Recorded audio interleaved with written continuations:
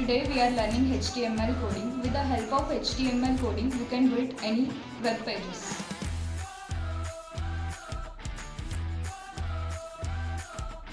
In this, we can prepare list, chart, table and any more.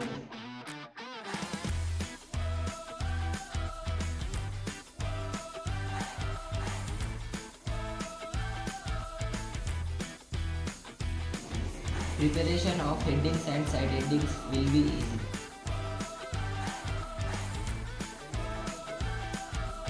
With HTML, we can give our favorite background colors also.